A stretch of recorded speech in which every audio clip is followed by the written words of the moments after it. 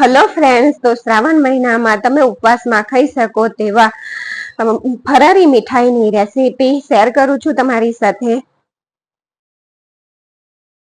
લઈ લીધી છે, તેની અંદર 2 કપ પાણી એડ કરી દીધું છે અને તેની ઉપર કાણાવાળું વાસણ રાખી દીધું અને એક નારિયેળને તોડીને તેની કાચલીઓને આ રીતે રાખી દીધી છે. હાઈ ગેસની ફ્લેમ ઉપર તેને 7 મિનિટ માટે આપણે કુક કરી લેવાની છે. 7 થી 8 મિનિટ માટે કુક કરવાની. તો 8 મિનિટ પછી આપણે ખોલી અને જોઈએ, ખોલી લઈએ અને તેને નીચે રાખી દઈએ અને ઠંડુ થાય, હાથથી અડકાય એવું થાય એટલે તેને આ રીતે આપણે ચપાતી કાઢી લઈશું. તો તમે જોઈ શકો છો કે કોપરું અને કાચલીની વચ્ચે જગ્યા થઈ ગઈ છે. તેની અંદર આપણે ચપ્પાને આ રીતે ગોલ ફેરવી દઈશું એટલે તે સરસ રીતે આખું કોપરું બહાર આવી જશે. અને તેના કોપરાને મેં આ રીતના નાના ટુકડા કરી લીધા છે અને તેને આપણે બટર કે ઘીની અંદર તમે શેકી શકો છો. તો અને કોપરાને બધા કોપરાને આપણે તેની અંદર એડ કરી દીધા અને તેને 3 થી 4 મિનિટ માટે સારી રીતે આપણે શેકી લેવાના છે મીડિયમ ગેસની ફ્લેમ ઉપર. ત્યાર પછી આપણે તેને કાઢી લીધા અને તે જ કઢિયાની અંદર મેં 500 ગ્રામ દૂધ લઈ લીધું છે અને દૂધને આપણે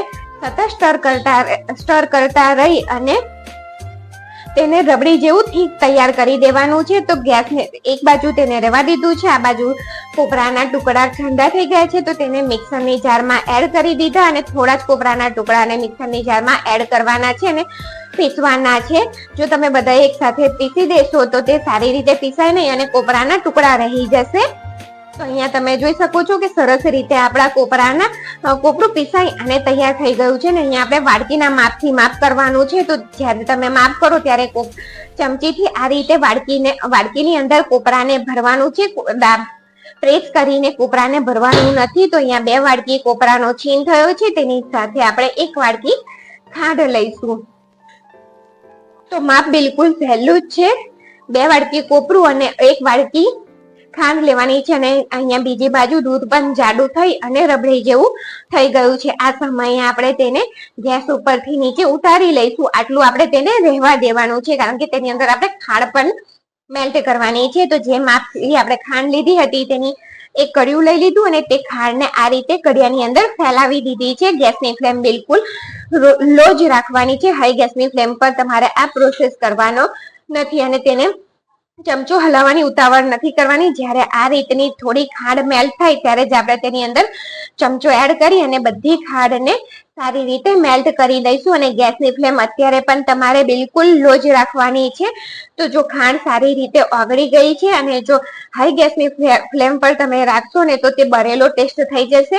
તો ખાંડ સરસ રીતે ઓગળી ગઈ છે અને તેનો કલર પણ તમે જોઈ શકો છો કે આ રીતનો કલર થાય તે રીતનું આપણે રાખવાનું છે. ત્યાર પછી મેં રબડી વાળું જે દૂધ હતું તેને ગેસ ઉપર રાખી દીધું છે અને મેલ્ટ કરેલી જે ખાંડ છે, કેરેમલાઇઝ કરેલી ખાંડ છે તેને દૂધની અંદર એડ કરી દેવાની. ને જ્યારે તમે મિક્સ કરશો ત્યારે તે આ રીતનો લોચો જ થશે, પણ તમારે તેને સતત મિક્સ કરતા રહેશું એટલે આ રીતનું સરસ રીતે તે દૂધની અંદર મિક્સ થઈ અને ખાંડ ઓગળી જશે. આ સમયે હવે જો મિશ્રણ વધારે નથી રહ્યું તે સમયે આપણે કોપરાનું છીણ તેની અંદર એડ કરી દેવાનું છે અને સતત તેને મિક્સ કરતું રહેવાનું છે. ગેસની ફ્લેમ લો જ રાખવાની છે અને તેને ત્યાં સુધી આપણે મિક્સ કરવાનું છે કે જ્યાં સુધી તે પેનની સપાટી ના છોડી દે કે કડિયાની સપાટી, ત્યાં સુધી આપણે તેને મિક્સ કરતા રહેવાનું છે. તો જો અહીંયા તમે જોઈ શકો છો કે તે સારી રીતે કુક થઈ ગયું છે અને કડિયાની સપાટી તેને છોડી દીધી છે. મિશ્રણનો ગોળો આખો સરસ કડિયામાં ગોલ ગોલ ફરે છે. તો આ સમયે હવે ગેસ બંધ કરી દેવાનો અને તેની અંદર ફ્લેવર માટે એલાયચી ઉમેરી દઈએ.